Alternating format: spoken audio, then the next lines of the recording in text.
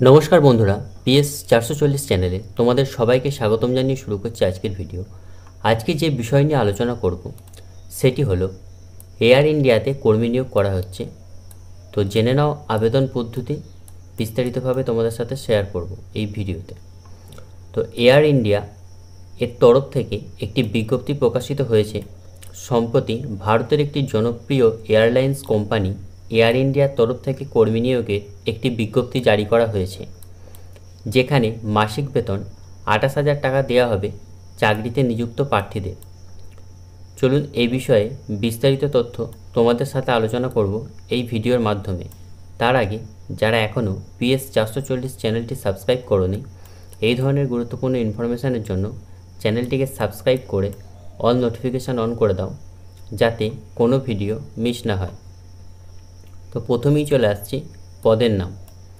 এখানে air India যে পদে কর্মী নিয়োগ করা হবে, এখানে মূলত দুটি পদে কর্মী নিয়োগ করা হবে। প্রথম হচ্ছে সিনিয়র কাস্টমার সার্ভিস এক্সিকিউটিভ এবং 2 নম্বর হচ্ছে কাস্টমার সার্ভিস এক্সিকিউটিভ। তো শূন্য পদ এখানে যেটি আছে, এখানে দুটি পদ মিলিয়ে প্রায় শূন্য পদের সংখ্যা আছে 1049টি। তো শূন্য পদটা অনেকটাই বেশি আছে। শিক্ষাগত যোগ্যতা যেটি চাওয়া হয়েছে, এয়ার ইন্ডিয়ার উক্ত দুটি পদে আবেদন করার জন্য চাকরি প্রার্থীদের ন্যূনতম শিক্ষাগত যোগ্যতা চাওয়া হয়েছে যে কোনো স্বীকৃতিপ্রাপ্ত বিশ্ববিদ্যালয় থেকে গ্র্যাজুয়েশন পাস, অর্থাৎ তোমরা গ্র্যাজুয়েশনের যে কোনো শাখা থেকে পাস করে থাকলে এখানে আবেদন জানাতে পারবে। এরপর চলে আসছি মাসিক বেতন যেটি দেওয়া হবে। অফিসিয়াল বিজ্ঞপ্তি অনুযায়ী সিনিয়র কাস্টমার সার্ভিস এক্সিকিউটিভ পদের ক্ষেত্রে মাসিক বেতন থাকবে 28,605 টাকা, আর কাস্টমার সার্ভিস এক্সিকিউটিভ পদের ক্ষেত্রে মাসিক বেতন থাকবে 27,460 টাকা। এরপর বয়স সীমায় চলে আসছি। দুটি পদ মিলিয়ে চাকরি প্রার্থীদের বয়স 18 বছর থেকে 33 বছরের মধ্যে হলেই তারা আবেদন করতে পারবে, অর্থাৎ ন্যূনতম বয়স 18 বছর হতে হবে এবং সর্বোচ্চ 33 বছর হতে হবে। নিয়োগের স্থান, যারা এয়ার ইন্ডিয়াতে চাকরি পাবেন তাদের মুম্বাই এয়ারপোর্টে নিয়োগ করা হবে। আবেদন পদ্ধতি এবং শেষ তারিখ যেটি আছে, আগ্রহী ও যোগ্য চাকরি প্রার্থীদের নিচে ডেসক্রিপশান বক্সে দেওয়া অ্যাপ্লাই নাও অপশানে ক্লিক করে অনলাইনের মাধ্যমে আবেদন প্রক্রিয়া সম্পূর্ণ করতে হবে। এরপর HR ডিপার্টমেন্ট থেকে তারা তোমাদের সাথে যোগাযোগ করে নেবে। আর নোটিশেও অ্যাপ্লাইয়ের লিঙ্ক দেওয়া আছে, আমি সেটাও দেখিয়ে দেবো। তো নিয়োগকারী সংস্থা যেটি থাকছে AI এয়ারপোর্ট সার্ভিস লিমিটেড। তো এই থেকে নিয়োগটি করা হচ্ছে AI এয়ারপোর্ট সার্ভিস লিমিটেড থেকে। তো এরপর চলে আসছে আবেদন মূল্য। তো এখানে আবেদন করার জন্য কোনো রকম আবেদন মূল্য লাগবে না। আর আবেদনের শেষ তারিখ যেটি আছে সেটি আছে 14/7/2024, অর্থাৎ 14 তারিখের মধ্যে তোমাদের অ্যাপ্লিকেশানটি করে নিতে হবে। এটা হচ্ছে সেই অফিসিয়াল নোটিফিকেশান। তো এখানে পদগুলি ভাগ করে দেওয়া আছে। সিনিয়র কাস্টমার সার্ভিস এক্সিকিউটিভের ক্ষেত্রে 343টি, আর কাস্টমার সার্ভিস এক্সিকিউটিভের ক্ষেত্রে 706টি। তো এই হচ্ছে পদ। তোমরা এই নোটিশটি দেখে নিও। তো এই নোটিশের 4 নম্বর পেজে এলে আর এখানে উল্লেখ করে দেওয়া আছে বয়স।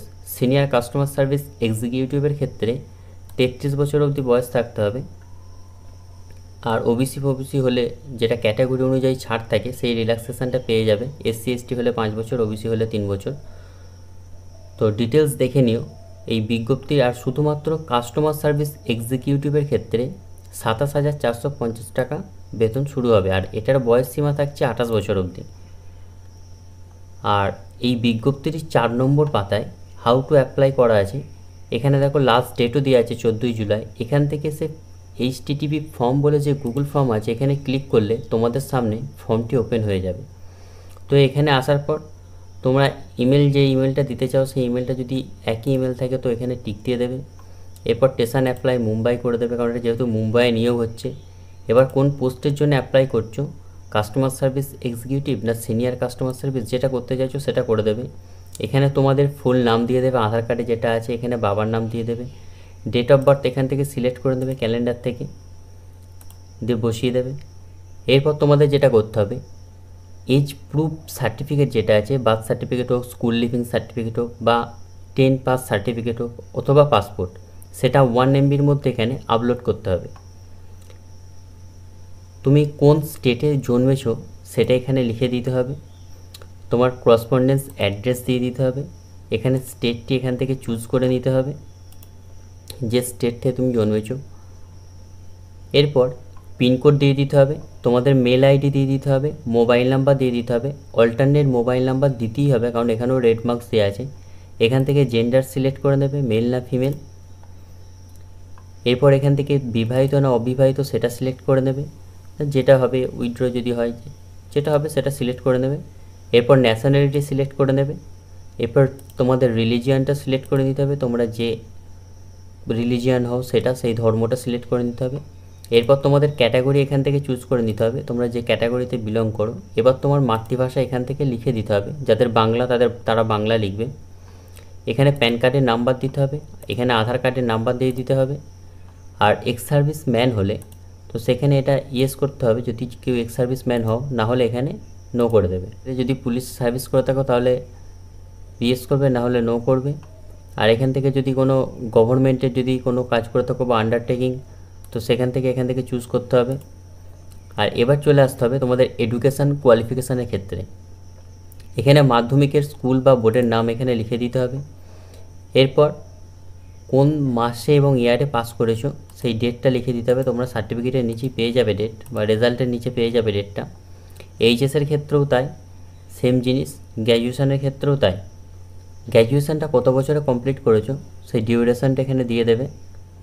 এরপর গ্র্যাজুয়েশন মার্কশিট এবং ডিগ্রি সার্টিফিকেট যেগুলো আছে 1 MBর মধ্যে তোমাদের এখান থেকে আপলোড করে দিতে হবে।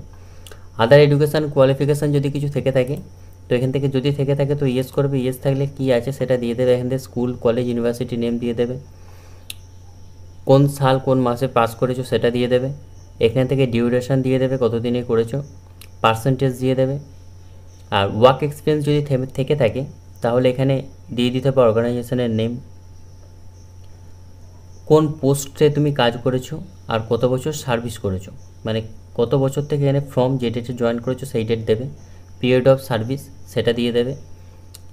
যদি আরও কিছু থেকে থাকে এখানে 2 নম্বর দেওয়া আছে, তো এগুলো দিয়ে দেবে যদি দ্বিতীয় কিছু থেকে থাকে।